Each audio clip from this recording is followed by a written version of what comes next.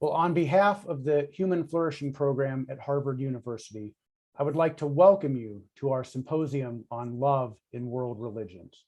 I'm Matthew Lee, the program's Director of Empirical Research.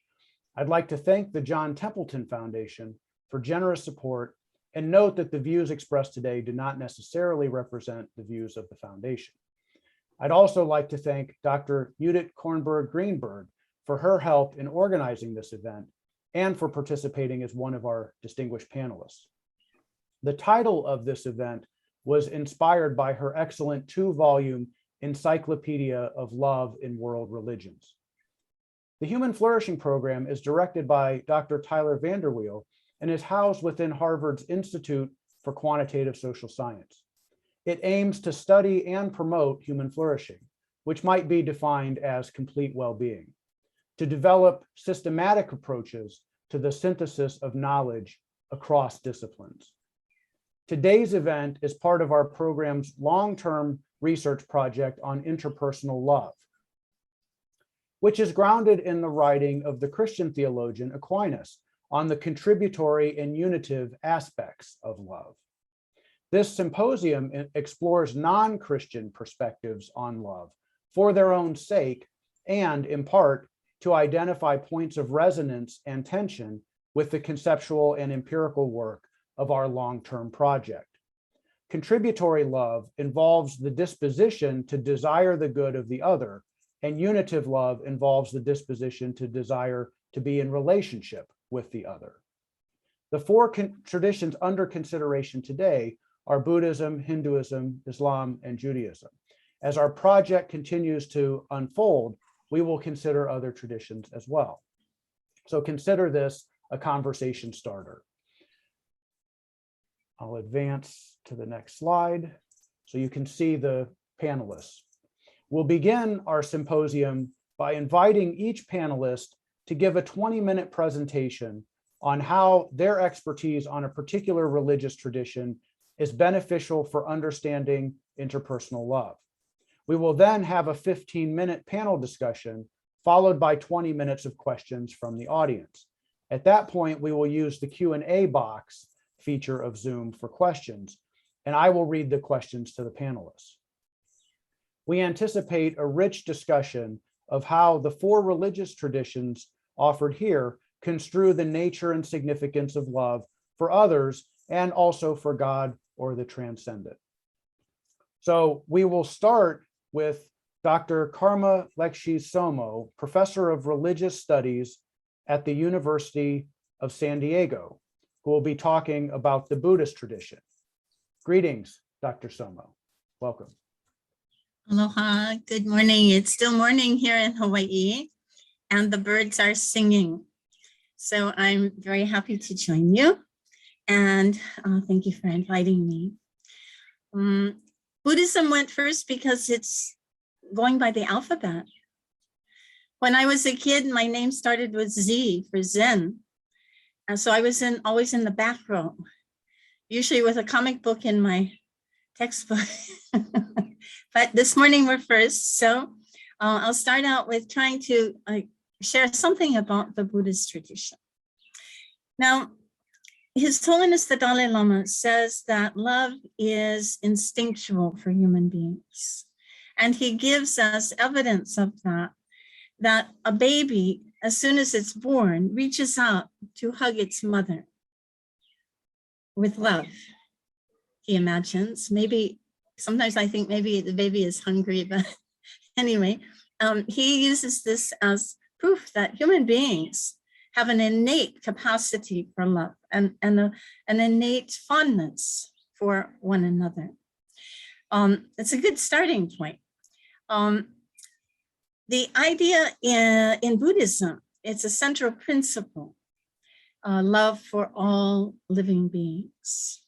Now, they usually frame it as love for all sentient beings, meaning all beings that have consciousness.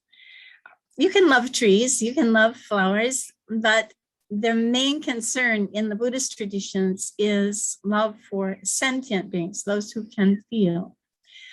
In this worldview, Love is directed not only to human beings, but also to animals, insects, birds, all living creatures.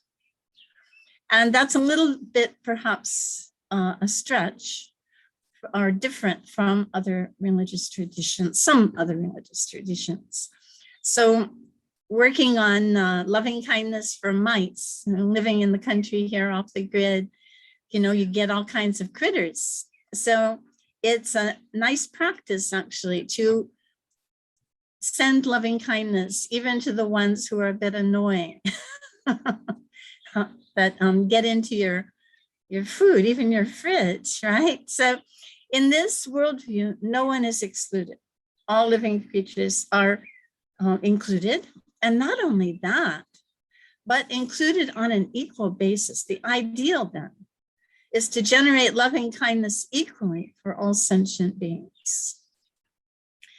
Now, this really takes practice because most of us have a natural tendency to feel love for those that we're close to.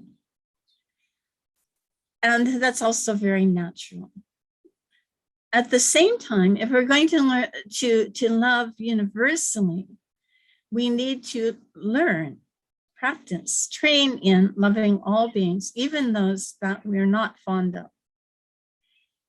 So it's said that it's easy to love those who are lovable, but it's very difficult to love the ones who are nasty, mean, right? Who harm us or harm the world in some way. So this worldview is perhaps a little bit distinctive in that regard. The Buddhists actually pray, and by pray we mean generate the aspiration to erase feelings of closeness to some and distance from others.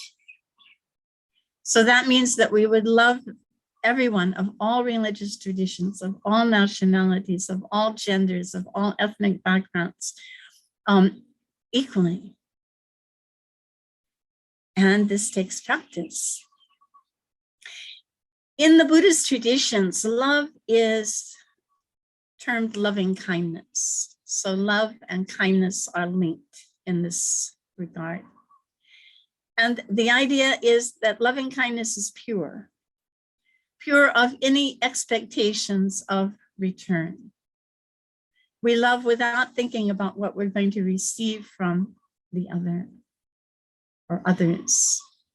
So this makes it very different from, for example, romantic love, which can get complicated anyway in the best of times. But often we love people because we expect something from them in return. And this can change very easily.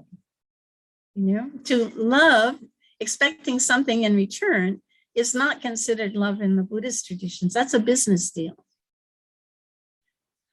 Right? So in this case, we love regardless of whether the other person or animal meets our expectations or not.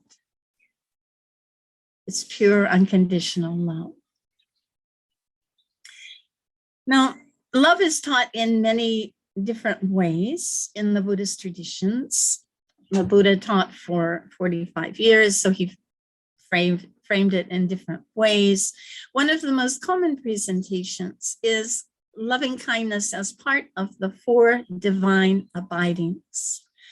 The 4 divine abidings are loving kindness, compassion, sympathetic joy, and equanimity. So in this framework, loving kindness is defined as wishing all beings to be happy. Wishing all beings, including our enemies, those who have harmed us, annoying critters, all beings. May they all be happy. May they all be well. May they be at ease. The second point, compassion, is a pair, really. It means may all beings be free from suffering. So these two are linked, obviously. For beings to be happy, they need to be free from suffering. So the Buddhists call that compassion. The third one, sympathetic joy, is to rejoice in the qualities and the virtues and good fortunes of others. Cuts right through jealousy. Right? It's very practical. And the fourth one is equanimity. So it follows that if our hearts are full of love and compassion and sympathetic joy, that we will feel calm, serene. And in this case, equanimity is a state of mind that is not easily ruffled by the ups and downs of life. Whatever happens, we can handle, right? Now, all of these are practices, mind you. It's nothing that we develop simply by hearing about it. We actively practice these for divine abidings in meditation practice, and then carry it out through the day. Engaged Buddhism, right? Engaging in the world, generating love, compassion, sympathetic joy, and equanimity in everything that we do. Idealistic, yes, but, it's good to have some ideals. Now, how can we develop loving kindness for all living beings? We need a method. And, even some of my Catholic nun friends have said that they appreciate these technologies that the Buddhists teach for how to develop loving kindness and compassion. You need a strategy. So, of course, love may come naturally to some people, but for most of us, we need to cultivate it. We need to work at it intentionally, right? So for this, for cultivating loving kindness and compassion, we do meditation. So the meditation on loving kindness involves, first of all, generating loving kindness for ourselves. Now, whether or not this is really found in the Buddhist canon is a matter of dispute. Some people thought maybe this developed in the United States, where self-care, self-love is so popular, yeah? But in any case, it makes sense, I believe, to first send loving kindness to ourselves, because if we don't have loving kindness in our own heart, then we really have nothing to share, nothing to give. We're running on empty. And so it's a really good idea to fill our hearts with loving kindness. First of all, in meditation, as many minutes as it takes. And sometimes they visualize it in the form of a gentle golden light. Then we expand this loving kindness to those around us, our family, our close friends, our circle, our networks, as they say. Whoever's in the room, perhaps, maybe whoever's on the Zoom. And then gradually expand it out to the neighbors. Love for the neighbors, very important. They had a jackhammer going this morning, so I was generating loving kindness, and somehow it stopped. So generating loving kindness for the neighbors, and then for everyone in town, right? Wherever you may be living. Then expanding out to everyone in the state where you're living. And then to everyone in the country where you're living. And then eventually everyone in the whole world. One variation is then to specifically send loving kindness to those who are suffering. Suffering from hunger or thirst or poverty or incarceration, oppression, loneliness, or depression, whatever it may be, right? And you can actually think of one at a time and consciously, intentionally send loving kindness to all beings who are suffering from those different maladies, illness, and approaching death, and so on. So these are very practical methods of learning to generate loving kindness. And they actually do entire weekends on it, or an entire week on loving kindness. In Sanskrit, it's Maitri. In Pali, it's Metta. So you'll see retreats on Metta practice.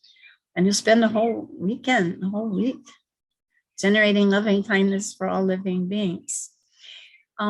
including the animals, including the insects, including our so-called enemies, those who have harmed us or wish us ill or whatnot. This is not the only meditation for generating love and kindness. Another popular one is called friend, enemy, stranger. Friend, enemy, stranger. So in the space in front of us, we visualize a loved one, an enemy, that is someone that we don't get along with, someone who gives us a lot of trouble. And then to the right, a perfect stranger, someone off the street that we've never met, we don't even know. And then we practice generating loving kindness one by one to each of these visualized people. And wrap it up by generating loving kindness equally for all three. The loved one, the so-called enemy, and the perfect stranger. What we find is that love is very therapeutic. It has many practical benefits. It makes our heart happy. It helps us deal with emotions such as anger, hatred, frustration, boredom. A lot of people are feeling depressed. A lot of people are feeling bored.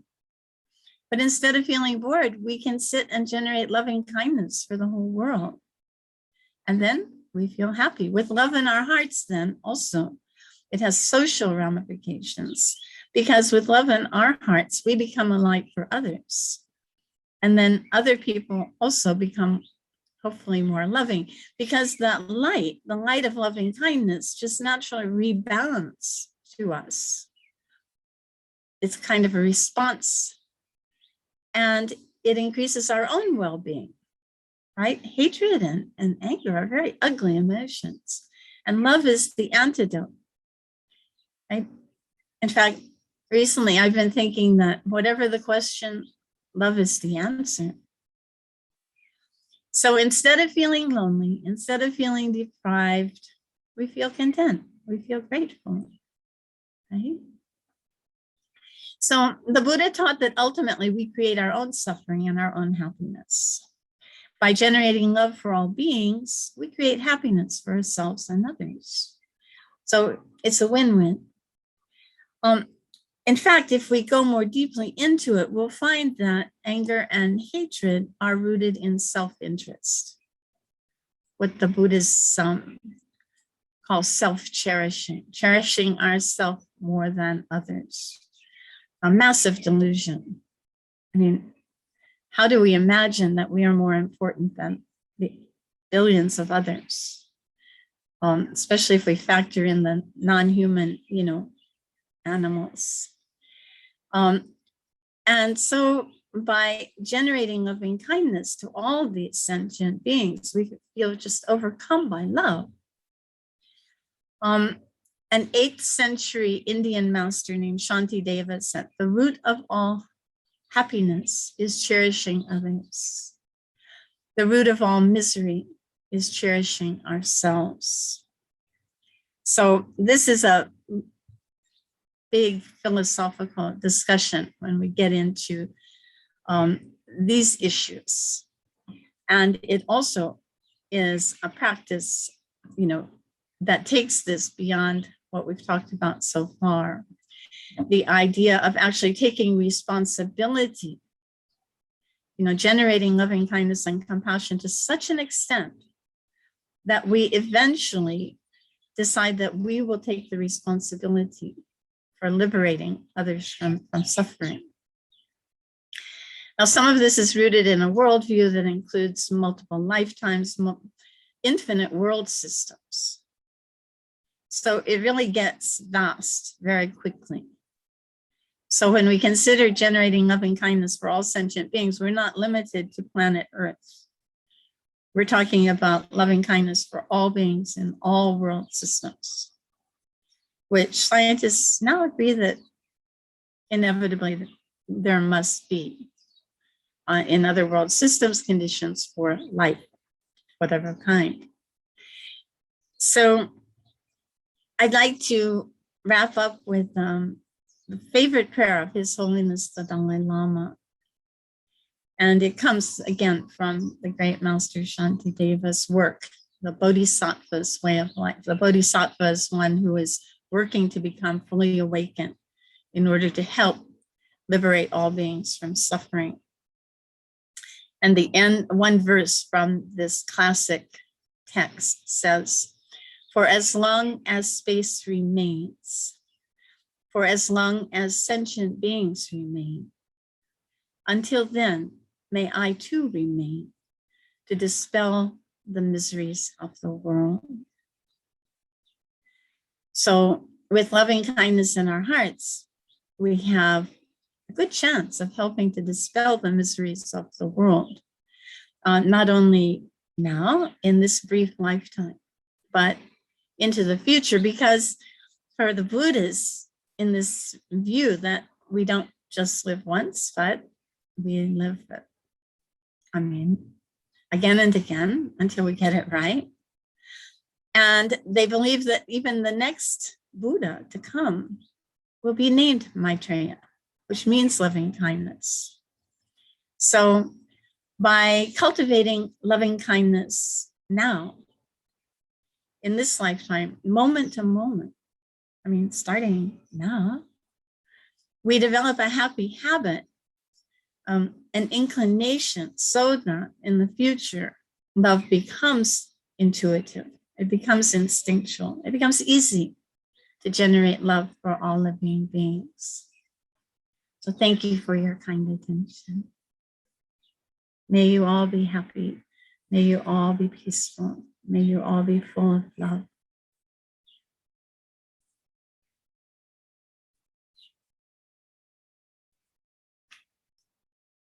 Thank you so much, Dr. Somo. I appreciated your remarks and the emphasis on love as requiring a kind of skillful practice. And I noticed you included animals in your conversation, and it was like the birds were affirming that as you gave your remarks. It was a delight to hear the birds as well. So thank you very much. We will have more time for conversation.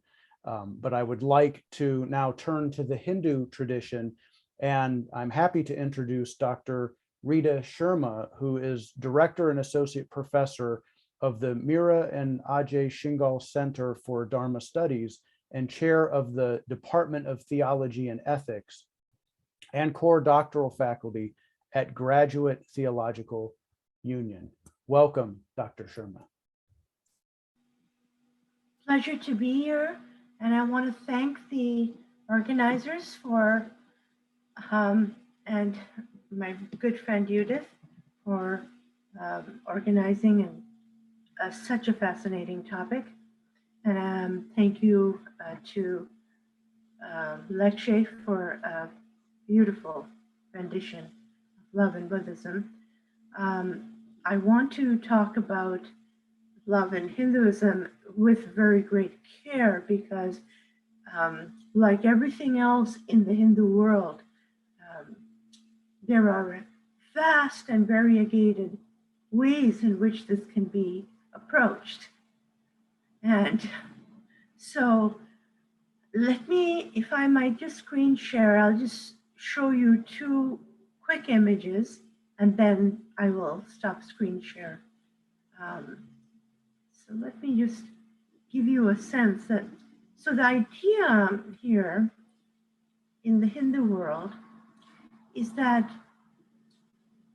it's a variegated palette, but it starts with divine love.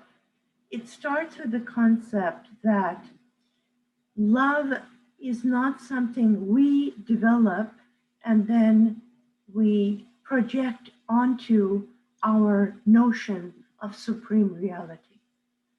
The idea is that love is the very nature of supreme reality, and therefore we are able to elicit from ourselves, because we are emanations, manifestations, etc., of supreme reality.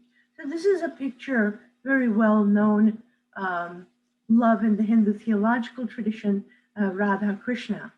Krishna is, of course, a divine incarnation, and Radha is similarly considered divine incarnation. But if I go on to the next slide, you will notice a different conception of the divine. And these are not multiple gods as much as different visions of the divine. And this is a vision, that was a Vaishnava vision. This is a Shaiva vision. That is, Shiva is the vision of the divine. But Shiva is really ultimately pure consciousness, pure light, Prakasha, pure light. And Shakti, his feminine principle counterpart, his power and his capacity, is not something apart from him, but is part of him. And so she's the feminine principle. And so the divine is not masculine or feminine, but integrates, includes, and transcends both. But it is, being the Hindu world, it is presented iconographically, anthropomorphically, so that love can be generated between the worshiper and the supreme divine. And the supreme divine, in this case, Shiva, Shakti, are not two, they are one. And you have pure potentiality and absolute manifestation. So infinite potential and possibility within the heart of the divine, expressed through the feminine divine, his beloved, as the manifest universe. So here, I will stop share, but this is where the idea of love in the Hindu world begins. It begins with theology. And then in terms of human understandings or human experiences of love, we can start with the very basic, and I'll go from basic to the highest. So the very basic is kama, and kama is sensual love, it's eros, but it's eros at a very basic level. But kama is not considered to be appropriate without the foundation of dharma. So, and dharma, which is a concept that is common to the dharma traditions, but in this case, in the Hindu context, it is part of the four aims of life, and it is about right living, virtuous living, righteous living. And that kama, then, eros, becomes something that is, let's say, regulated by dharma. And but it's recognized as a valid aim of life. The desire to merge initiates from physical attraction in kama, and kama means a desire for sensorial experience. And the Hindu ethos doesn't associate sex with shame, never has, but instead with a joyous aspect of human existence, as long as it exists within the context of right relationship. The kama is viewed as a goal of human life, yes, but certainly not the sole aim that can lead to the highest joy. Then we get to a different conception, a higher conception of love, and that is prema. Prema is pure love. It is love without craving, jealousy, suppression of the loved one, or anger, or any other form of violence, even sensual violence that is not meant to be violent. It is a high form of love that is expected in parental, marital, but even devotional relationships. So prema can be expressed in many ways.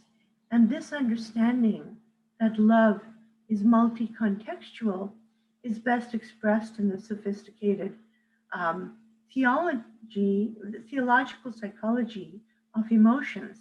That is, you've seen both in Kashmir Shaivism, Trika, one of the forms of Kashmir Shaivism, but also best known in the theology of Krishna Bhakti. And there you have the following ways to love the divine, and then take this love, become this love, and expand it to the entire world. And you have in the sacred texts these beautiful verses where you have the animals in the forests dancing with love for the divine, because a bhakta, a devotee, has come and is singing and chanting the love for the divine. So the first of these is Shanta Rasa, and I will talk about Rasa a little later. Shanta is peaceful.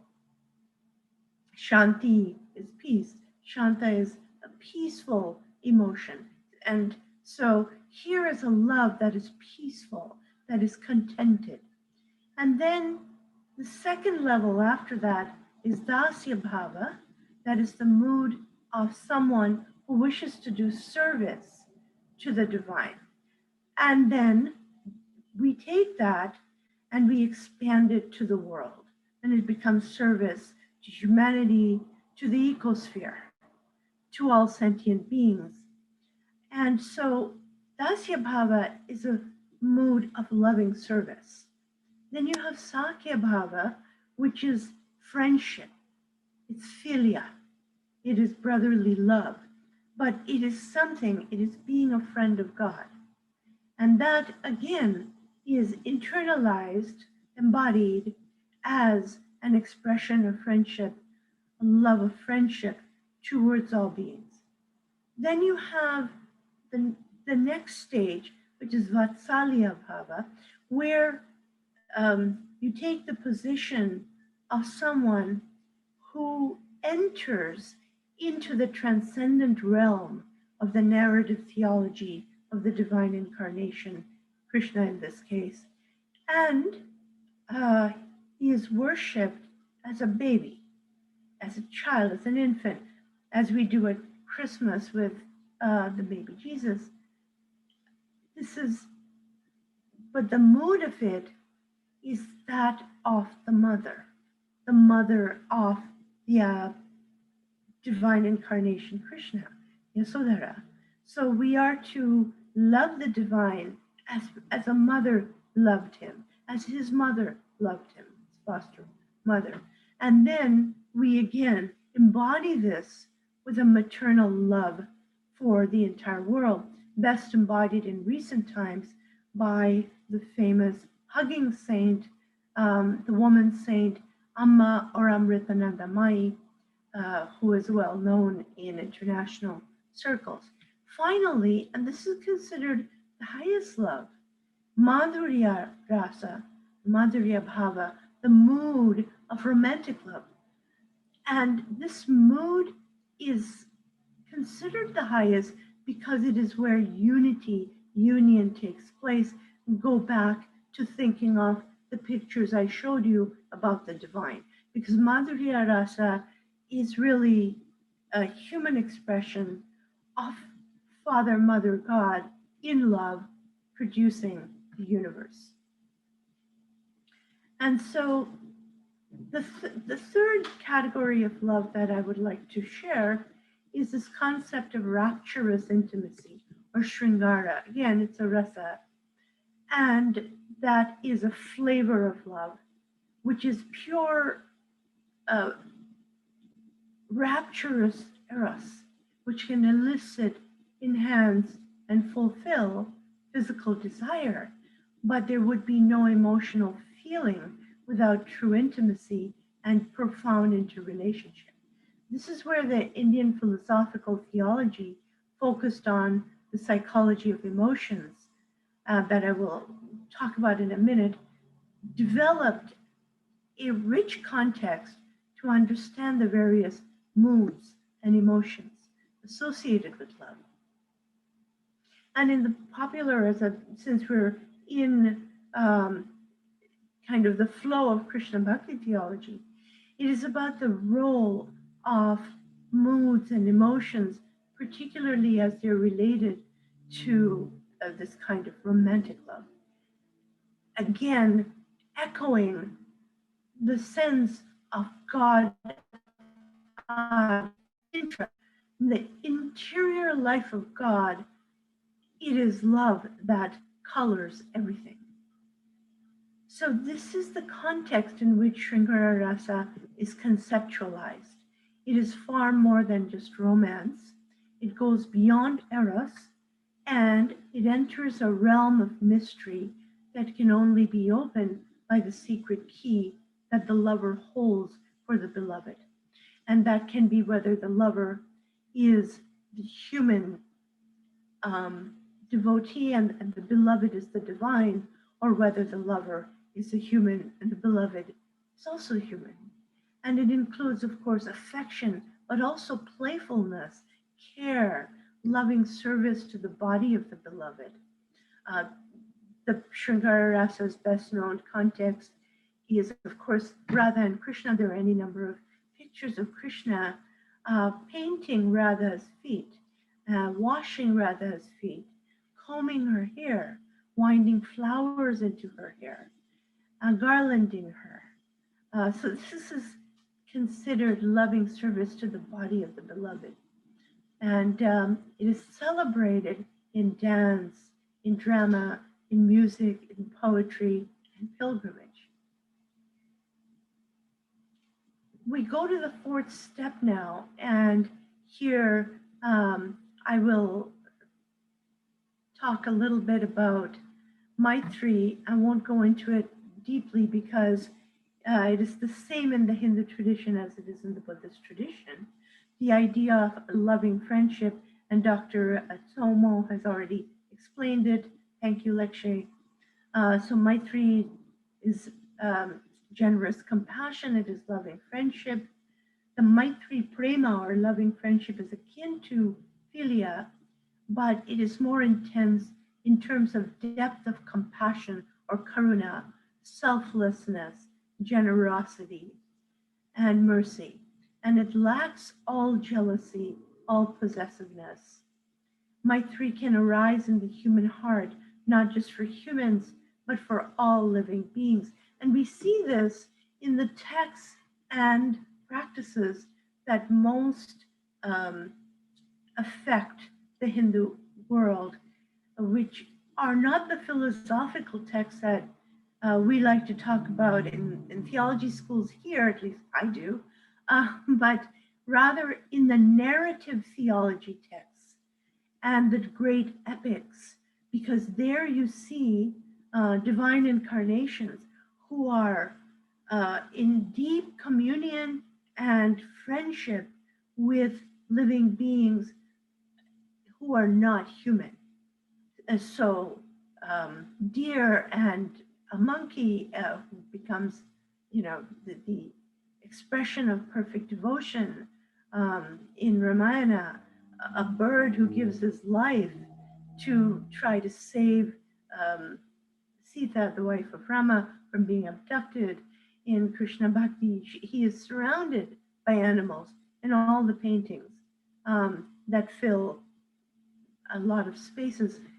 So this relationship with the forests, with the verdant living world, with even creepers and trees and flowers and animals, of course, is across ubiquitous in Hindu narrative theology, where this relationship of love is so profound between the ecosphere, between the natural world and the human. So finally, we get to a very high form of love, which is bhakti. And bhakti, whereas Maitri, or compassionate love, leads beyond itself to an expansive love that is extended to the whole of creation. The path to knowing and offering this love is bhakti yoga, where you not only cultivate love for others, but you begin with devotion to and love of God, as I was explaining. I want to quote here something from Judith's, Dr. Kornberg, Greenberg's outstanding Encyclopedia of Love in the World's Religions. And this is, I'm quoting Amritanandamayi, the woman saint, contemporary woman saint, who says that anyone who has tasted prema bhakti or devotion with supreme love, even for a second, will never waver from it. But such devotion does not arise in everyone. Fear is completely absent only when love is present in all its fullness. And this kind of love is found only in a devotee who has completely surrendered to God. Such a devotee lives in love. Such a devotee is drowned in an ocean of love, fully consumed by divine love. His or her individual existence is lost, for she has merged totally into the fullness of love. He becomes love. She becomes an offering to the Lord, like a drop of water which falls into the sea and merges with its vast expanse and knows it as its real self, as its full self. The devotee dives into the ocean of bliss as he or she offers themselves to existence. In that state, all fear, all worries, all attachments, and all sorrows disappear. The spirit of worldly love is not constant. Its rhythm fluctuates. It comes and goes. In the beginning, there is beauty and enthusiasm, but slowly it may get less beautiful and less exciting. In many cases, it may even end up in deep sorrow, dukkha. The beginning is always beautiful, but in many cases, it ends in difficulty. Spiritual love is different. The love that is rendered by bhakti is the beginning of spiritual love, and it is beautiful and it is peaceful. But it is beautiful and peaceful in the beginning, in the middle, and through the end. But between the middle and the end is an agony of longing and yearning, which grows stronger and stronger and more unbearable for the experience of the ultimate, for the experience of the supreme divine.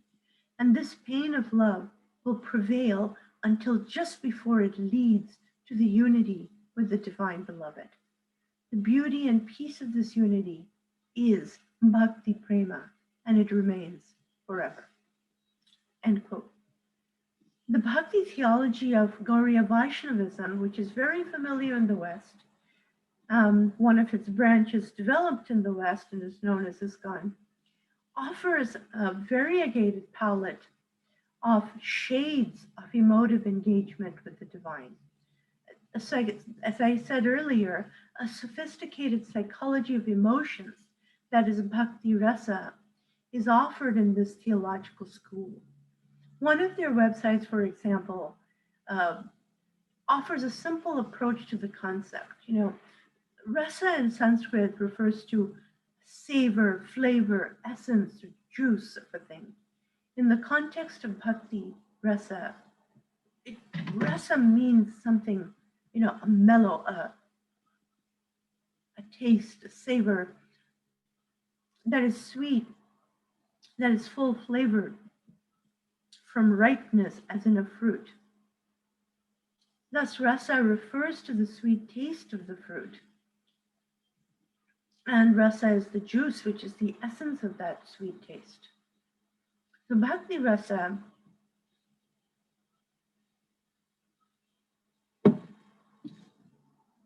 refers to the sweet taste savored when the body, mind, and soul of the bhakta is engaged in transcendental or devotional service of the Lord. Bhakti Rasa refers to the different states of ecstasy which the bhakta experiences in his or her height of devotion to the divine. In Bhakti Rasa, the ego is merged with the soul. And the devotee enjoys the eternal, indivisible, supreme, transcendent joy of knowing nothing but the divine. I would say beyond this is the expression to the world of such forms of love. Because such forms of love stay conceptual and transcendental until they are embodied, in our relationships with others on the path of life. And for that, one needs the love that is ahimsa. Ahimsa is translated in English as nonviolence. That's where, the word actually, in the context of peace studies, arises from ahimsa. One of the most important resources in the Dharma traditions that I study and research is this concept, and ahimsa is central to the values. It's a core value of Hinduism, Buddhism, and Jainism, the Dharma traditions that emerged in ancient India, but are now global in scope and presence.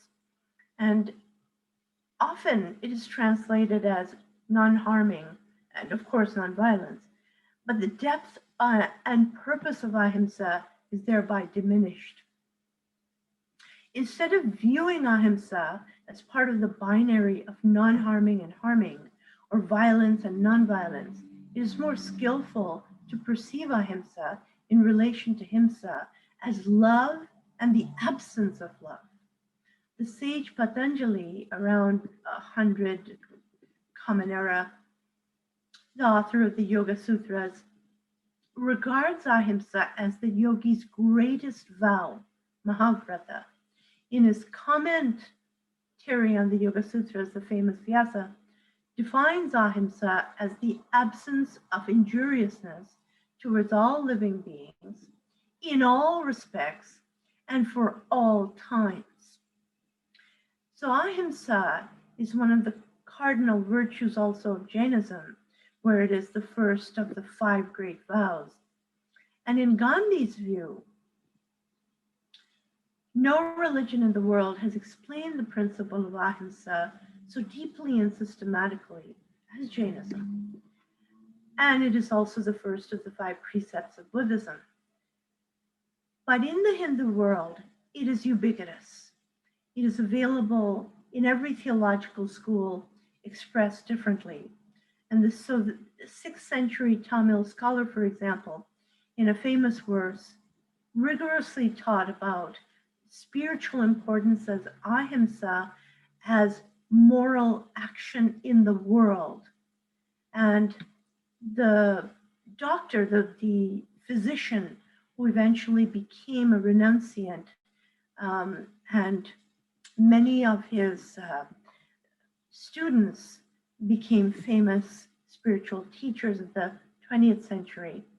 Swami Shivananda Saraswati, 1887 to 1963, gave the best understanding of ahimsa as love that I have seen anywhere in the modern Hindu world. And so this physician, spiritual teacher, healer, who championed selfless service as spiritual praxis, selfless service as spiritual praxis, wrote extensively about the implications of ahimsa for the moral, ethical, and spiritual dimensions of human existence. He explained that the principle of ahimsa is not merely negative as non-injury, it is positive as love for the world. It is the development of a mental attitude in which malice and malevolence is replaced by love and selfless service. Ahimsa, he said, is true sacrifice. Ahimsa is forgiveness. Ahimsa is inner power, strength. Ahimsa is not an idea, but a proactive praxis of spiritual formation. The practice of ahimsa develops love, and love intensifies ahimsa. Swami Shivananda described ahimsa as another name of both truth and love. Ahimsa then, he said, is universal love. It is pure love. It is divine prema. Where there is love, there we find ahimsa. Where there is ahimsa, there we will find love and selfless service. Ahimsa is loving service as spiritual praxis. The reverse of such relationship is hingsa, which are, he noted that it is unreflective to think that the living practice of ahimsa requires simply that we do not hurt any living being physically. This, he said, is just a gross form of ahimsa.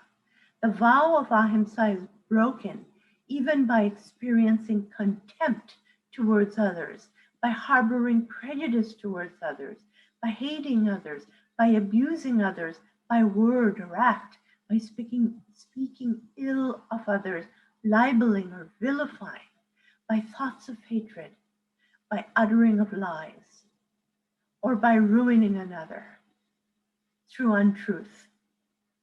Violence, he said, arises in the mind, and I would suggest that therefore, within the context of ahimsa, harsh and rude speech, violent speech is considered himsa, because it is the precursor to physical violence. Using harsh words to the homeless, those who provide us service, or those who work for us is against ahimsa. Wounding the feelings of another by gesture, expression, tone of voice, caricature, satire, and unkind words is also against the spirit of ahimsa.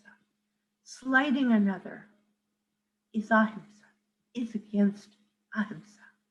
But if we want to be not just content by abjuring these negative attitudes and behaviors in our own thoughts and actions, then we move towards the true fulfillment of love as ahimsa.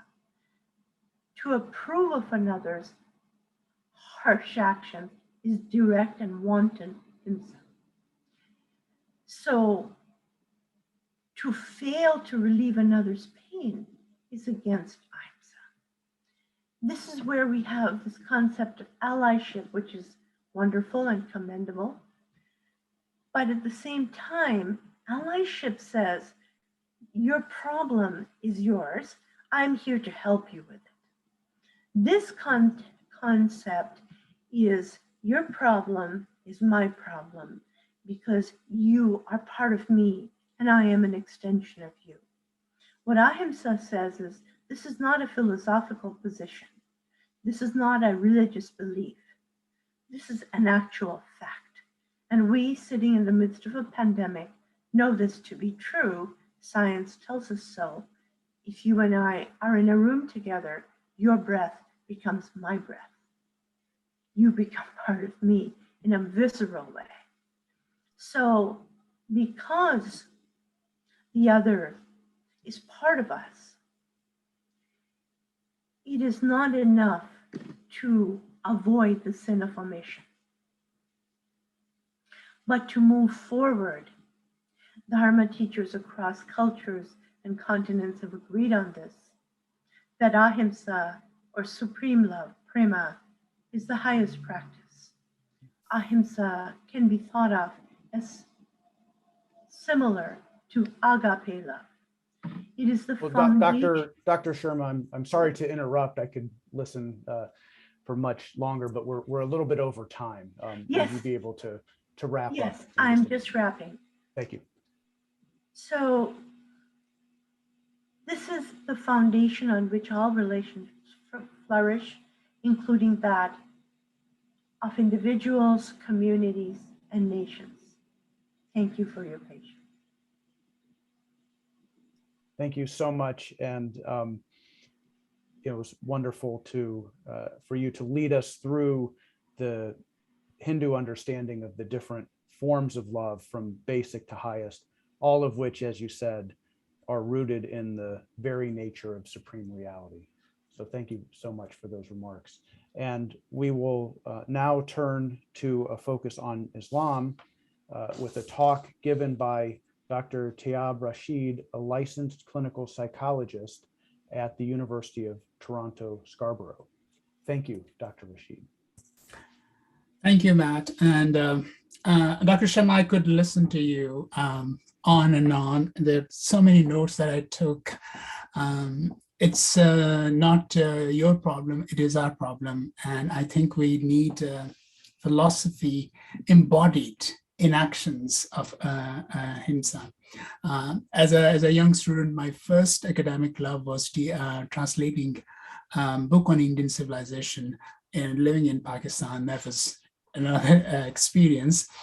And full disclaimer, I'm a clinical psychologist, and I do not have the prolific understanding as my esteemed colleagues have about the divinity and its most natural, most organic intersection with love. So I am going to take the aid of slides. And so do pardon me, so I will share my screen with you. And with that, I'll qualify my presentation that it is very circumscribed in specific thoughts.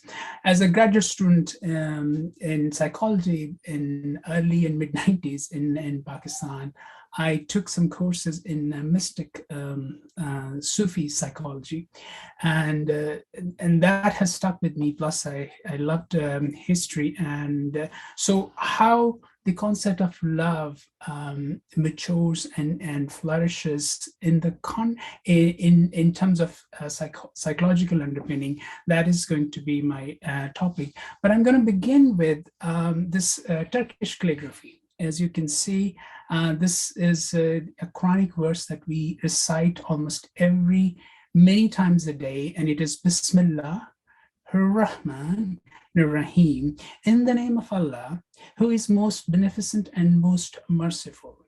So the very foundation of Islam, from scriptures to practical realities, from prayers, is this idea that we repeat many times, and hopefully also embody, that the most merciful, the most loving reality for us is Allah, God. And Allah is closer, and the word Raham in this stands for uterus. So Dr. Sharma, when you're talking about love is mother, so there's an intersection of divine traditions. So the concept of mother and love and divinity goes, I think that's where the universal truth comes, and it different in shapes and forms. So our time together, I'm going to start with the Islamic perspective on marriage, because I think the marriage is in many ways the culture of love, or its embodiment, or its ritualized culture of love. What Quran says, Quranic verses say. So I'm going to have taken a couple of them to just give us starting on the understanding of Islamic understanding from the scriptures. I'm going to take a long fast forward, come to about 12th century Al-Ghazali, who's as a young student in psychology. Al-Ghazali was one of my ideals from Islamic theology, because he's probably in many ways is the first Muslim psychologist or first Muslim theologian with a psychological underpinning of human personality. And I will share with you 3 principles of love, because he wrote extensively on love, and then 3 causes of love, and what are implications in our contemporary, much topsy-turvy world. And that will lead me into mystic notion of love, because much, not too far apart from Ghazali came Rumi, who the West and the beloved Rumi in the West, but Rumi is greatly influenced by works of Ghazali. And I'm going to end that how can we operationalize love. We have a whole structure of measuring pathologies in relationships, things which are opposite of love. How can we measure love, and how can that measurement inform our understanding? So let's start. With the what Quran, the Quranic understanding is. There are three important parts. As I said, the God or Allah is the most loving entity, as I explained in the beginning. And what Allah has done in Islamic theology is Allah's attribute love has been embodied, has been made a part of our predisposition, has been made a part of our human nature. But at the same time, without love of Allah, we cannot love human being. And that is such intertwined notion that we see across many traditions. And as you can see, my esteemed scholars are much more proficient in dharma. In Buddhism, dharma is the notion of love or marriage. Partnership is based on mutual love. It's overly simplified table. In Hinduism, it's the union between two families. It's a sacrament of soul. In Judaism, is a covenant. I betroth you to myself forever, and then a couple of other things. And in Christianity, if you look at it, it is a sacramental institution. And Erasmus says, the most holy manner of life. So if you look at these different shades and different perspectives on love, on the culture of love that we call marriage, how that squares in Islam. So look at the verse 20 in part 30, verse 21. And of his signs is, I need to move this. And his sign is that he created of you mates from among yourselves, that you may find tranquility in them, and he placed between you affection and mercy. So one of the fundamental ideas of love between two human beings, especially in the context of long-term partnership, is the purpose is finding tranquility or cultivating tranquility. And the psychological juice that makes that tranquility happen is the mercy, is the kindness that we heard from our esteemed colleagues.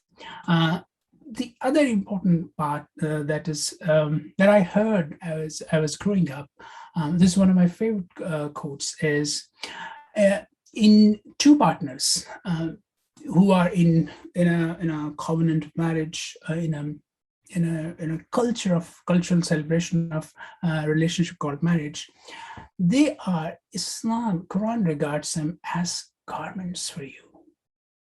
You are garments for each other. So it's not only intimacy, it's a spiritual as well as the day-to-day intimacy. The things that you cannot share with others, you share with your spouse, with your partners, in a way that is so close to us. A garment is supposed to cover us.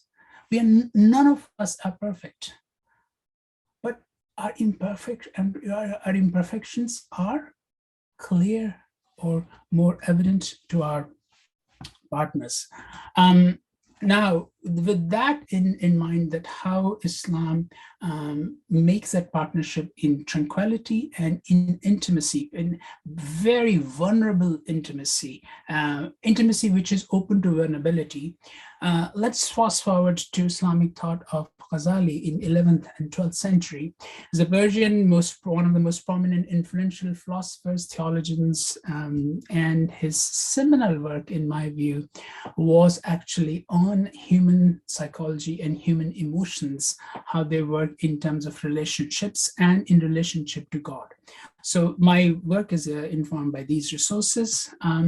The first thing that in Ghazali's notion of love, he wants us to understand three basic principles. The first one is love precedes knowledge. and perception. The knowledge and perception in love is an important aspect, is that it to begin with, it has inclination that you begin the real experience of love where sometimes the senses end. The perception ends, idrak, the perception, or marafka, I'm stumbling on my words, which is understanding. So inclination towards the objects that gives us that pleasure, we move towards that because those objects give us the pleasure, but the real love is beyond those senses. And when that inclination beyond senses of perception and thought becomes very strong, it becomes ishq. And you might have heard this word ishq. I cannot find any good translation of ishq in English, because ishq is you multiply love. Maybe Dr. Sharma, in the conversation later on, you can help me understand, multiply love exponentially, and then you will find some glimpse of ishq. Because in our poetry, in Indian subcontinent, ishq is something you don't have. That's why the words, the love precedes knowledge and perception. So it's very important to understand the love has both the very carnal, but also very transcendental function. The second part, which Ghazali invites us, that each sense has a unique percept when you want to understand, when you want to love something. For example, eye's pleasure is beautiful things. When we see beautiful sounds and beautiful sights, we fall in love with those objects. When we hear sounds which are rhythmic, we find in ourselves attracted towards those sounds. So love has these nuances of perceptions where its relationship to each of the perceptions, each of the faculty of perceptions is different. But this is kind of related to the first point, but actual point which Ghazali wants to make is this. He wants to understand that love is actually the real love, as he wants to explain us, is it has the quality of sixth sense. And the quality of sixth sense is the real love beyond perception, beyond the worldly perception. It has intellect, aql, it has light, nur, or heart, the qalb, or the insight, or the basirat, or the understanding, the wider perspective understanding. And the perception of this faculty, having sixth sense, is stronger than the collective perception, collective mass of all other sensory perceptions. So that's why oftentimes when you want to understand Muslim love from Muslim perspectives, it's ineffable. The most common word that you hear in Sufi psychology, it's ineffable, because it is the sixth sense, and our words try to capture it, but it doesn't. The things that the intellect can perceive, the sixth sense, intellect in Ghazali's scheme of the understanding is the sixth sense, is more beautiful than perceived by the six senses. So however you want to understand and perceive the world around you by your senses, whatever your sixth sense will perceive will reach directly to your soul, to your spirit. So with these, and this is again, Ghazali gives us his example of Prophet Muhammad, peace be upon him, that he loved these three things. He doesn't present any evidence, but he loved these three things: perfume, women, and prayer. And there are strong traditions to back up this claim. This is not mentioned in Quran. What Ghazali says, what Prophet said is the prayer of all these three things, perfume, women, and prayer, caused him the most spiritual solace or pleasure. Kuratalan, that means the most your eye can feel the tranquility. Kuratulan, it's the heart of your soul. And Ghazali deems that the prayer often gives us the greatest pleasure, much like our esteemed colleagues have been mentioning, that when we go on different paths of ahimsa, paths of kindness and loveness, that it not only brings us closer to our own self, much like Roger said, there's a projected self and there's a real self. And when we become, our melancholic feelings increase when there's more distance between our real and projected self. To sum up Ghazali's point is, you cannot perceive God without that sixth sense. You cannot experience God without that sixth sense, because our carnal senses often fall short of that.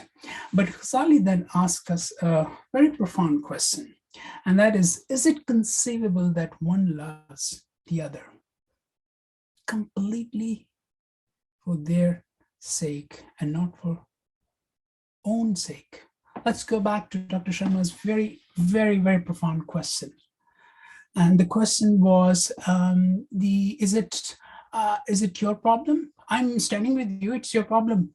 And the COVID has taught us that it is not, we can't, you look at the climate report yesterday. We are in a serious battle, and we cannot have this notion of love, which is only self-centered. We need, of course, it started with the pleasing of senses, our own self-preservations, as Charles Darwin, as Freud said. But we are in times, we have to think for the greater good of humanity, that we need, the real love is not only loving myself, but loving for the common purpose. And what are the implications? So let me walk you through the last part of my presentation is from Ghazali's perspective, what are the causes and implications of love? The first cause of love, what Ghazali says is, love is an expression of we love things, we love carnal pleasures because we don't want to become extinct. We want to continue our existence.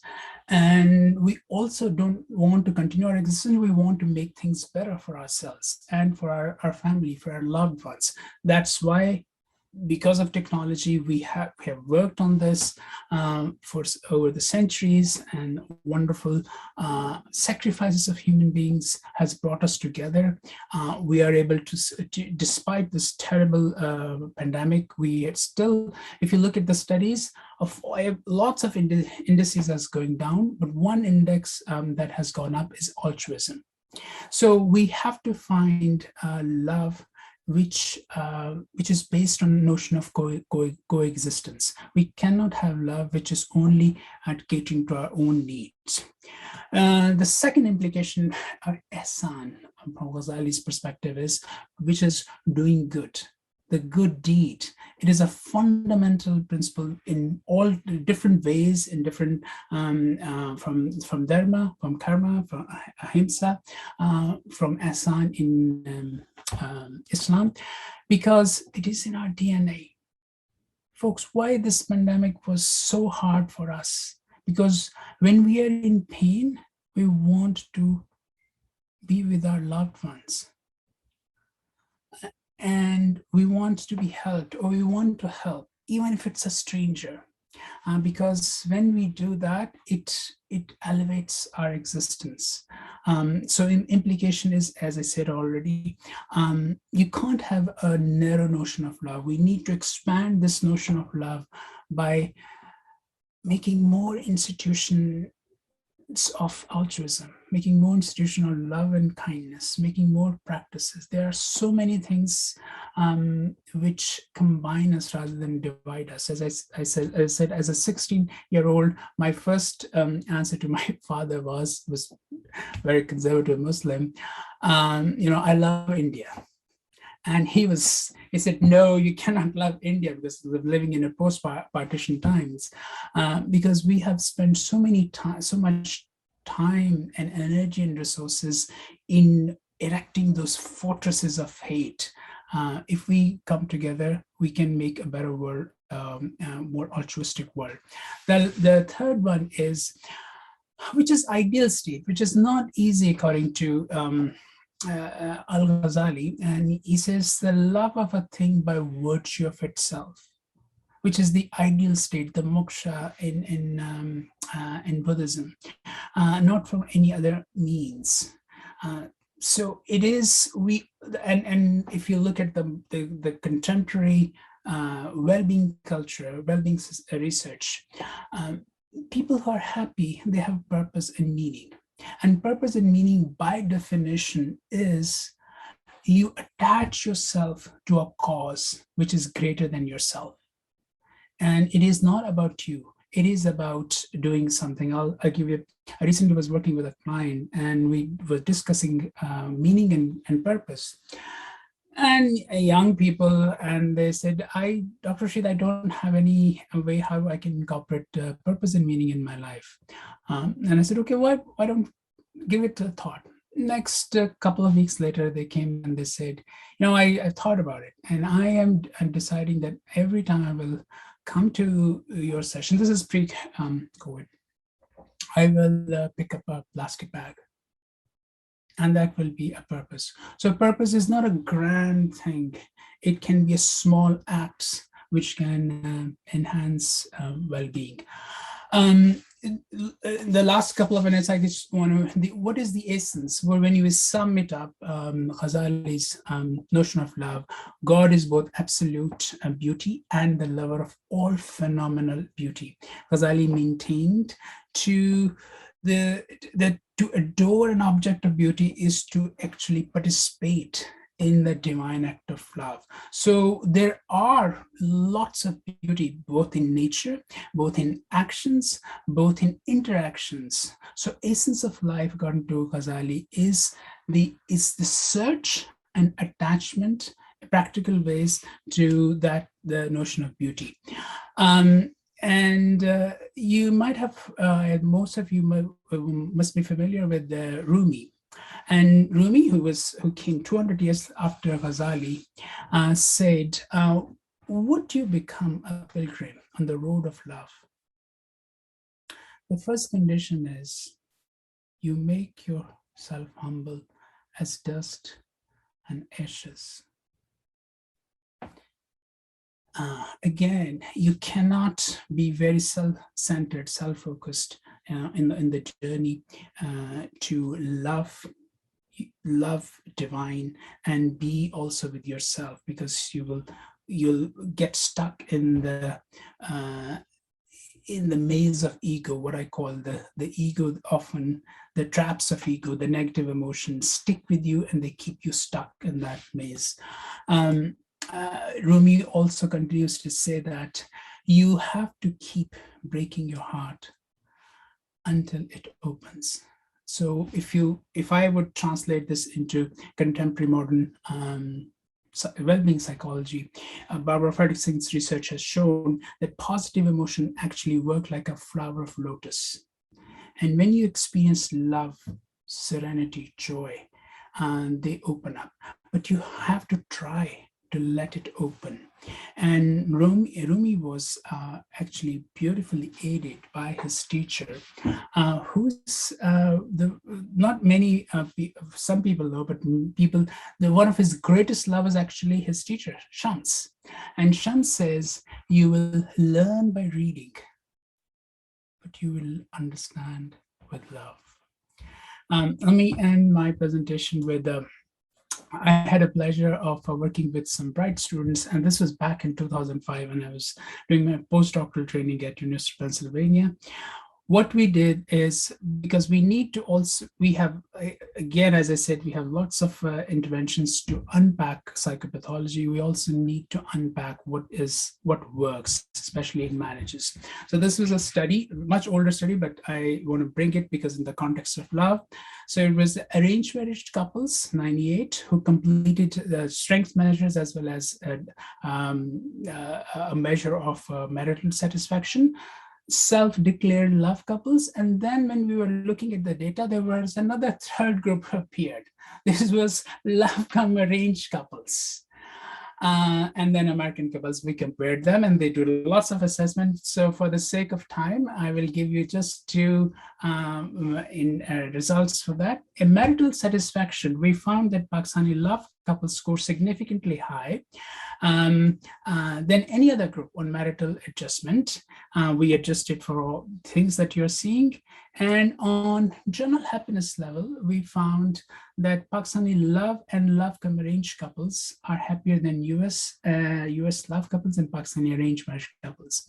So when we give autonomy, when we give people to express love in cultures where there are some restrictions, this is again as called Big Qualified, it's a 2005 study, you actually start seeing human flourishing in different ways. With that, I am probably out of my time, Tyler, and thank you so much for giving me this opportunity. And I have copious notes from my esteemed colleagues, and thank you for sharing those pearls of wisdom.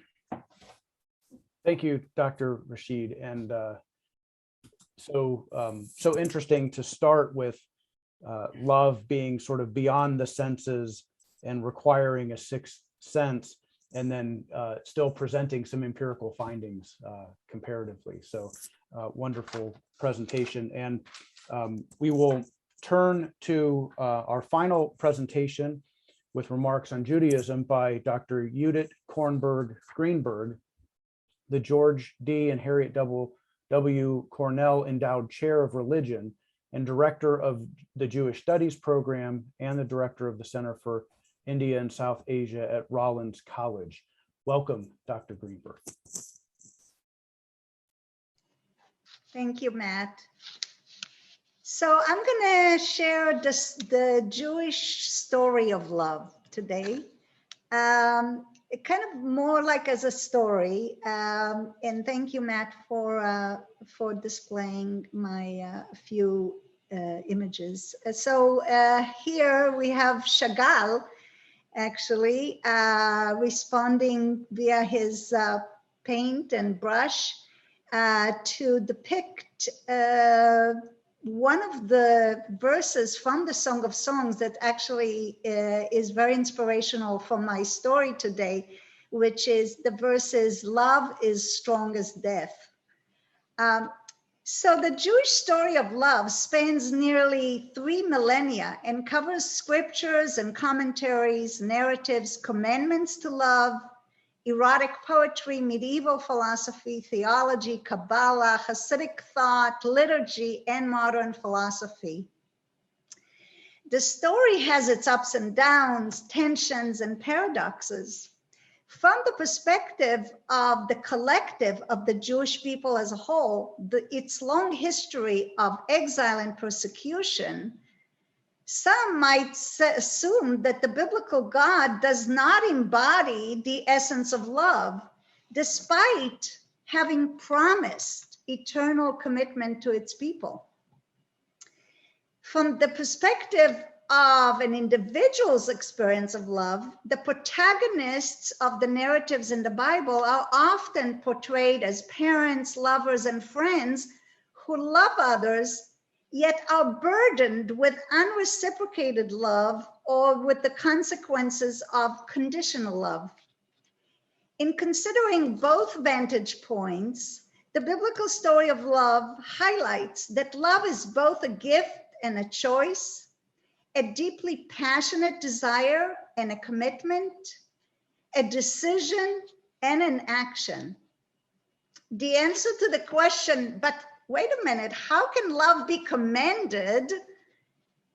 We respond that the human proclivity towards self-regarding love is affirmed, and we are commanded to love others lest we continue to feed our selfish desires. Despite our finitude and our shortcomings, we can and should love others passionately. In this way, we embody not only the commandments to love, but also the underlying theology of the Bible, which is life-affirming. As the author of Deuteronomy exclaims, I have given you life and death, choose life. This is the ultimate biblical message, to love life.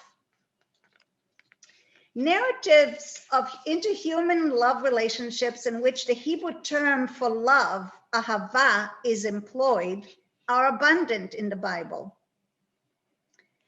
The first time in the Torah the word ahava is mentioned is in Genesis 22, when God commands Abraham to sacrifice his son.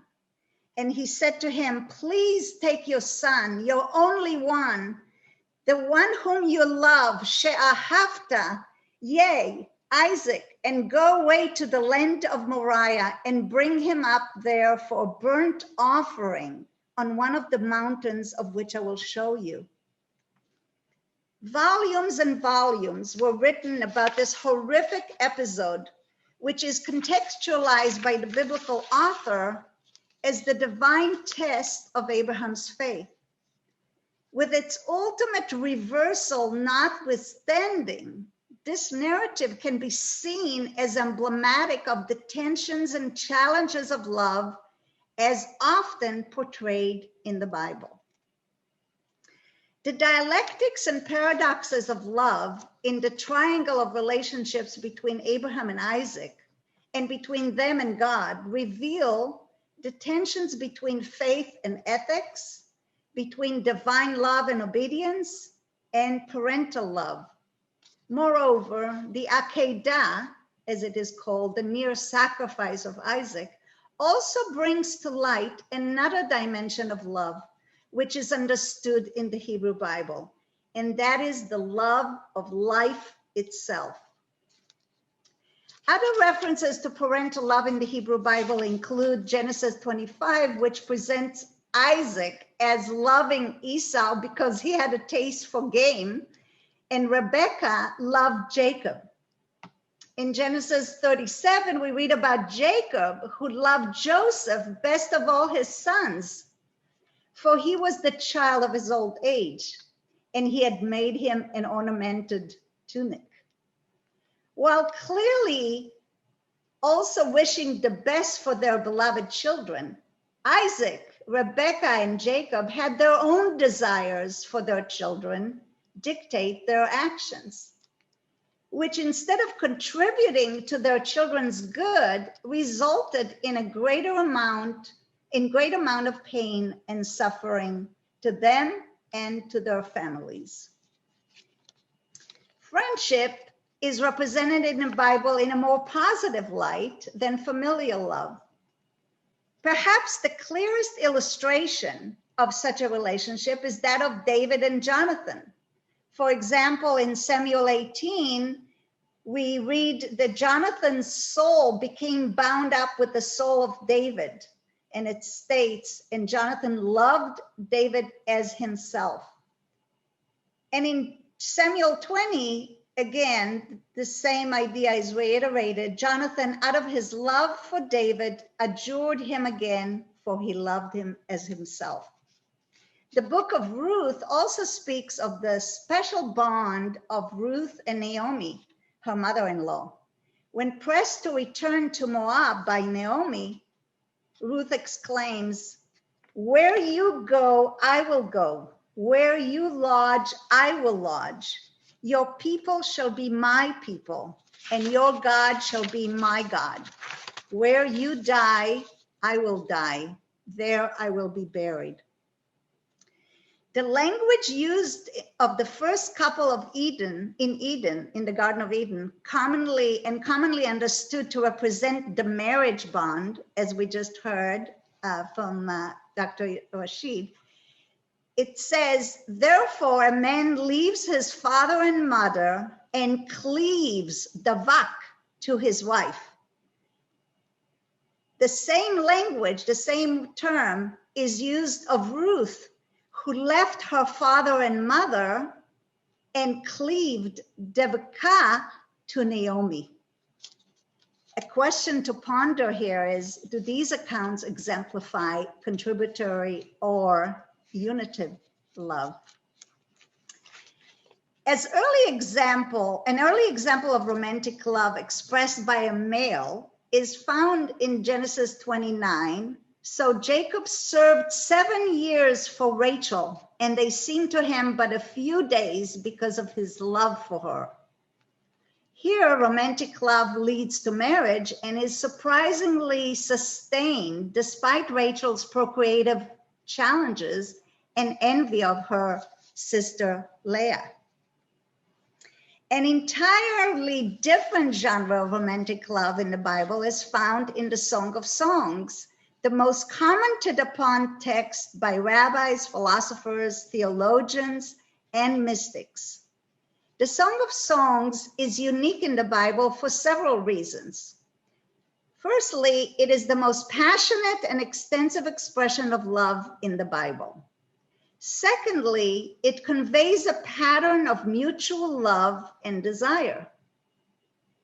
Using direct speech exclusively in a dialogue format, the song explores love from both points of view, a man's and a woman's. Thirdly, it is outside of the conventional framework of marriage. Fourthly, the voice of the female dominates this masterpiece as she longs for physical union with her beloved. And lastly, despite its allegorical interpretations as the love of God and Israel, the song does not mention the name of God. Its explicit expressions of erotic love and desire notwithstanding, the song came to occupy a most elevated place in the Jewish canon, in large part due to Rabbi Akiva's statement during a debate among the rabbis as to whether or not to include the Song of Songs in the canon.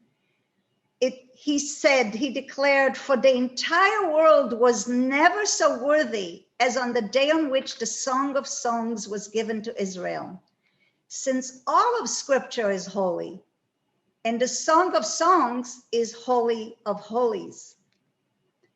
And in another text, Rabbi Akiva is quoted as saying, had the Torah not been given, the Song of Songs would have been worthy to guide the world.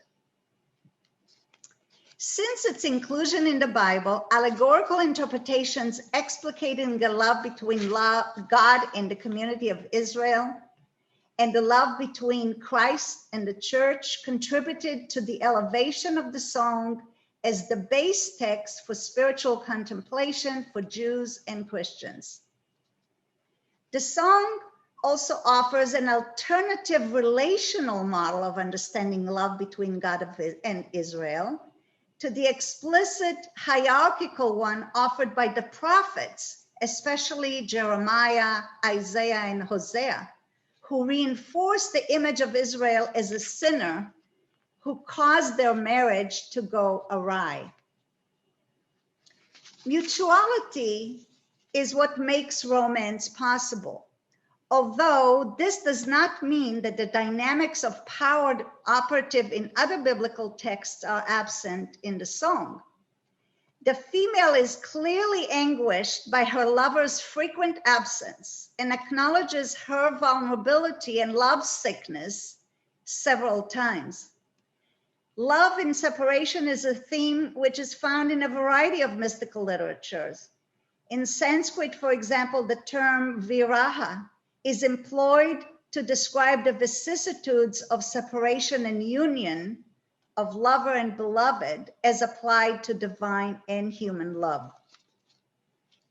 In his magnum opus, Dialogue di Amore, Judah Abravanel, Neoplatonist Renaissance philosopher, better known as Leone Ebreo, defines desire and love as distinct yet interrelated emotions.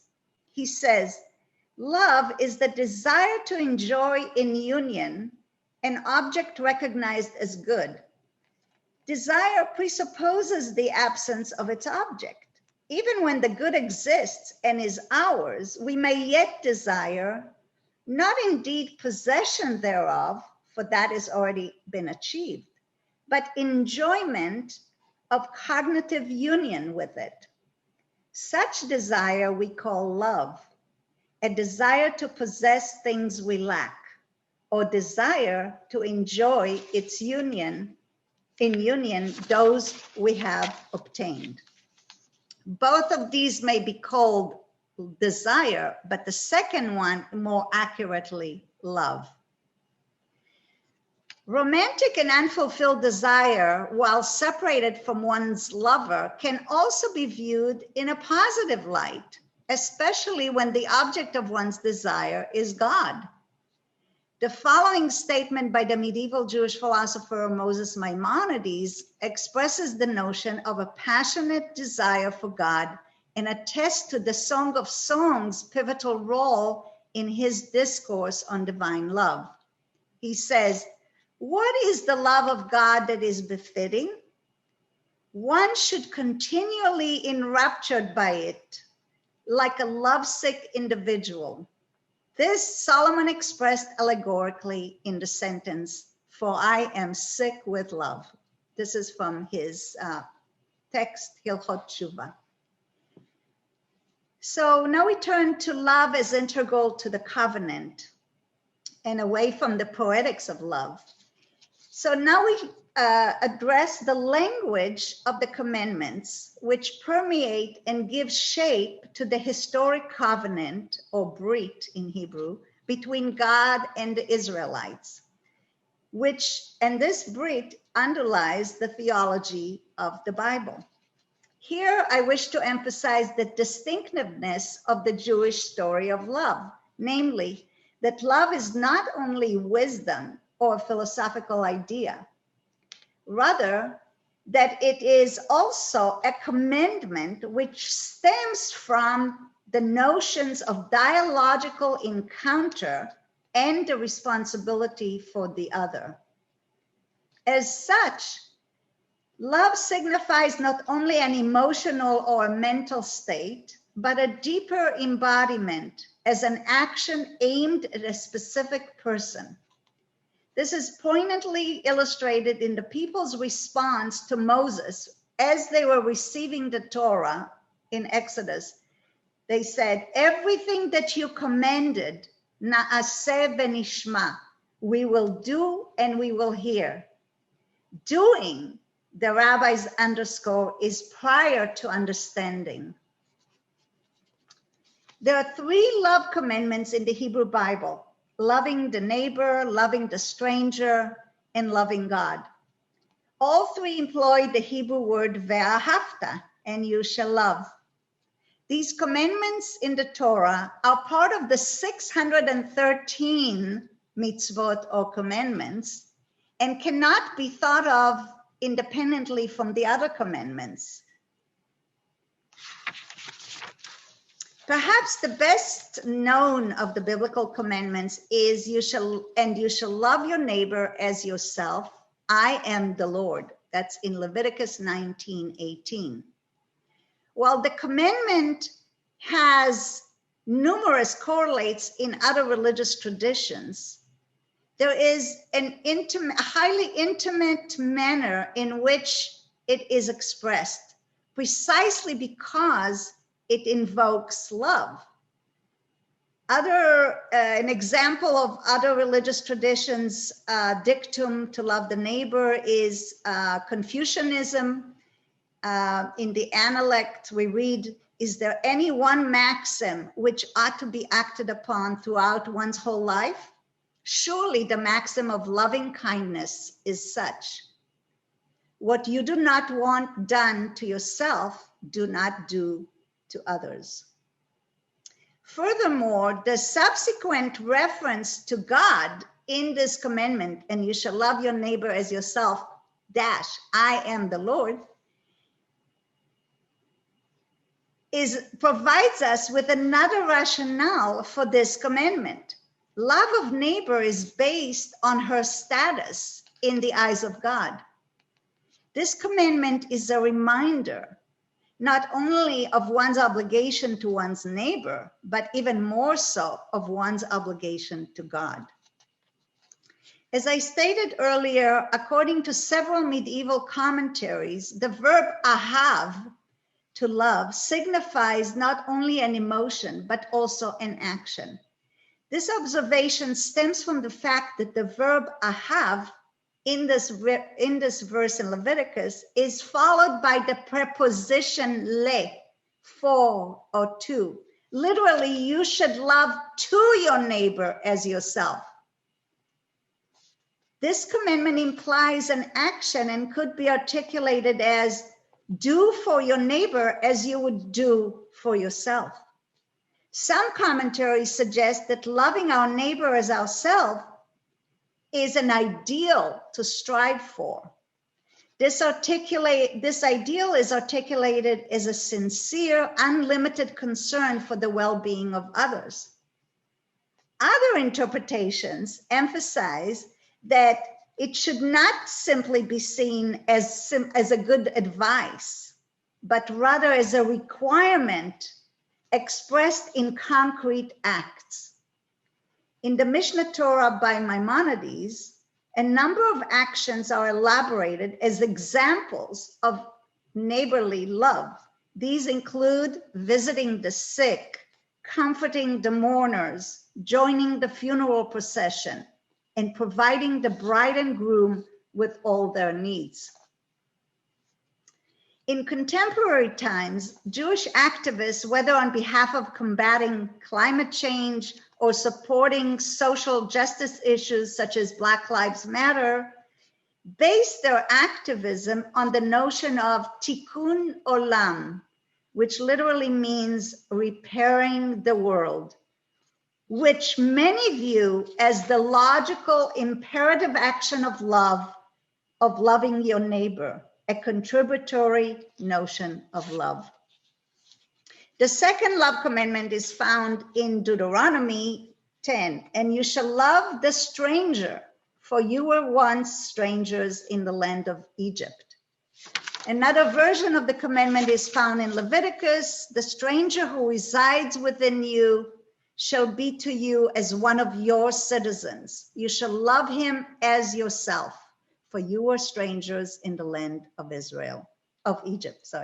The meaning and context for this commandment can be understood on the basis of the preceding verse in Deuteronomy, which states that God loves the stranger, gives him food and dress.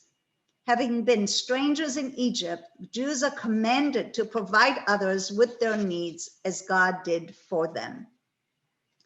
The third love commandment in Deuteronomy 6, verse 5, is the obligation to love God. You shall love the Lord your God with all your heart and with all your soul and with all your might. This following verse has also an explicit instruction. Take to heart these instructions with which I charge you this day. Impress them upon your children. Recite them when you stay at home and when you're away, when you lie down and when you get up. A common interpretation of the commandment to love God is through teaching, learning, and contemplating the Torah. The function and metaphors assigned by the rabbis for Talmud Torah, rabbinic learning practice, which is kind of a ritualized learning practice, suggests that love of God is manifested when the Torah becomes one's object of desire. Here I want to add very quickly another commandment, which is not a commandment to love, but it's a commandment to observe the Sabbath. The reason why I'm bringing it up is because of our previous colleagues' comments on loving animals and all sentient beings.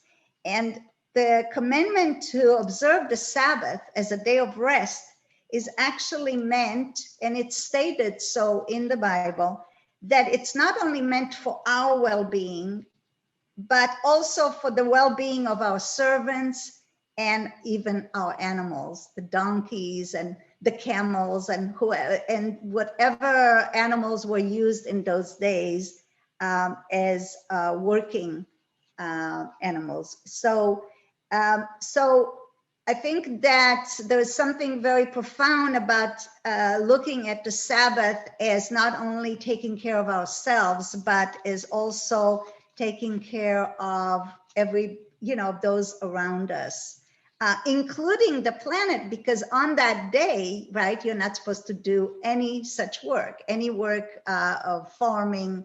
Everything is supposed to be in a state of in its status quo. So now I turn to love as strong as death. Passionate desire for lover and beloved is given the following profound expression in the Song of Songs. It states in chapter 8, in its last chapter, verse 6, love is as fierce as death, its jealousy bitter as the grave. Even its sparks are raging fire, a devouring flame. How can we understand the expression love as strong as death? Perhaps loving another person entails the death or the annihilation of one's self-centeredness. Or perhaps that loving can be as painful as dying. But what about the commitment to preserving life? In Deuteronomy 30:19, God declares, I have given you life and death. Choose life. Elevating love and life over death, the angel stops Abraham from sacrificing Isaac, thus ending the then common ritual of child sacrifice. Without denying our finitude, we can resist our final verdict and gain an intensity of life before death, marked by passionate reflection, relationships, and especially the love of life itself. In summary, the Hebrew Bible, rabbinic literature, and Jewish philosophy were composed over centuries, and therefore its myriad textual sources and genres do not speak in a unified voice and do not address the issues of love and desire in any systematic way. Instead, the Jewish tradition represents the human longing for love, both human and divine, with its joys and sorrows, from self-regarding to other-regarding, unitive and contributory. In reflecting on what is most distinct about its notion of love, I believe that it is the mitzvah, the commandment, that we love, whether it's our neighbor, the stranger, or God, indicating that love is a choice which contributes to our well-being. In response to a binary view of Judaism as a religion of law versus love, it is my hope that we can be more accurate, that we can more accurately say that Judaism is a religion of love where love is law. Thank you.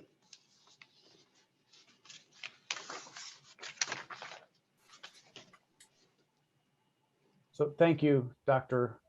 Kornberg or Greenberg. And I was just sort of reflecting on this lack of a unified voice, and as you juxtapose the sort of relational and hierarchical perspectives on love viewed in terms of poetics or covenant, and it sort of reminds us of some of the tensions experienced in the human condition, and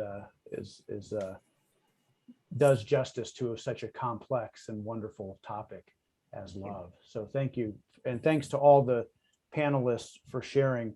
We are regrettably rather behind time, So I think, we had several questions from the team at the Human Flourishing Program. I might pose one and offer space for brief remarks in response to it, and then take a question or two from the audience through the Q&A function. I wonder if any of you would like to comment on important within tradition distinctions. You were offering remarks on behalf of a rather broad tradition. Are there any necessary distinctions that we might make looking within your tradition at how sub-traditions might frame the topic of love? Anybody have thoughts on that?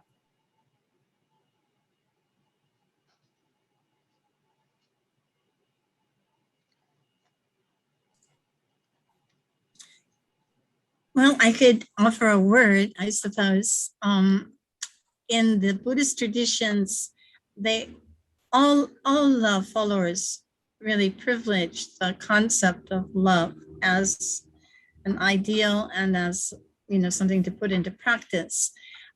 There is an extension of this concept in the later traditions where they literally make a commitment to take on the responsibility to liberate all sentient beings from suffering. So the early tradition, an important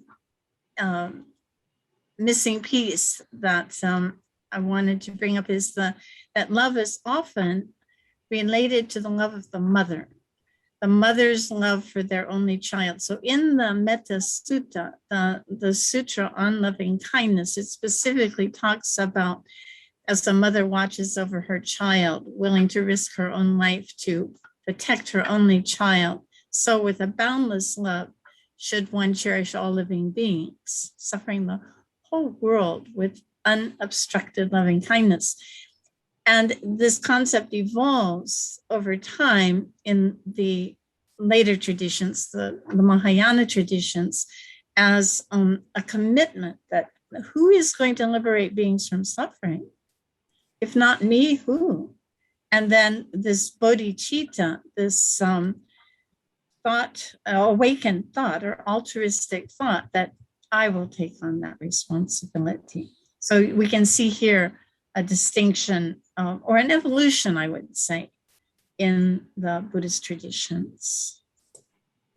Great, thank you. And so many questions are coming in on my cell phone, in the chat box, and in the Q&A. So I'm going to, in the 6 minutes we have left, I will try to summarize some of these questions. One question is, how do we reconcile a tradition's teaching about God's love for humanity with a tradition's insistent that God will judge every person?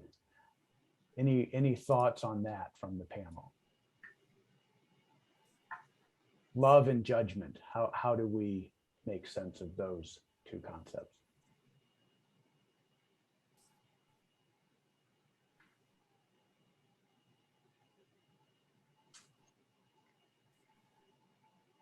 Let me take a stab at that. Welcome. Matt, within each tradition, I think there is enough latitude, enough space that, yes, there are some forces of judgment, but there are also tremendous forces of tolerance and inclusion. What happens is, because of the historical narratives that has been brought forth, those inclusive forces remain silent.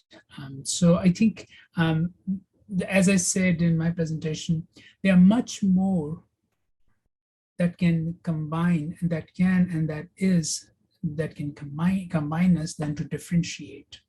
Because when I was preparing for this, just take the core conceptualization of marriage, one of the ultimate culture of union, of love. There are so many strings that come together. The language may be different, and the practices may be different. Great, thank you. Another audience member suggested that there was some discussion of the role of emotions, passion, and feeling within the presentations on love. And so are feelings, emotions, and passions necessary for love? Or do some forms of love within the tradition that you spoke about require emotions, but other forms do not? So what about the centrality of feelings and emotions? Yeah, Dr. Sharma. I want to just make a note that at least in the Hindu tradition, and I think you can, I'm going to make a little comparative note here. In the Hindu tradition, you have, I was talking about rasa theory, which is a psychological theory of emotions. And you have concept of shanta rasa, which is the taste, the savor, the flavor of peace, of contentment. And that is a very peaceful love. It's an agapic love, yes. It's also a personal love, but it is the taste of it, the flavor of it is peaceful. It doesn't require intensity of emotion. Whereas there are other types of love that do require intensity of emotion, but they're again not the same emotion. For example, in Christianity, when you have philia or eros or storge, these require some degree of emotion. But agapic love does not necessarily require emotion. Great, thank you. Another participant asks, for example, is the Sufi view widely accepted in Islam? So this would go to Dr. Rashid. Is this sort of the common view, or would others within the tradition contest it? I would say it depends on the culture. It is not, and because of Islam has its one unitary conceptualization, and under its umbrella, there are many cultural and subcultures, which myriad of cultural identities are there. In some cultural identities and some cultural pockets, the tradition is very strong, and tradition has taken its own Maronization, its own evolution. For example, what the tradition you will see in Turkey, in Turkish Sufism, is very different from these folk lore Sufi in Punjab, of Indian Punjab. Although if you again go to the bottom of it, they are all talking about the unison with the reality. So the garb changed, and I think I will sum up with the Rumi's quote: light is still light. You can put it in different lamps. The lamps may be different of color, of shape, of texture, but still remains light. So I think ultimately the Sufi thought, even Kabbalah in Jewish tradition, is very much the similarities. There are external manifestations which differ. But it's still not very popular, and in some parts of the world, it's actually resisted too.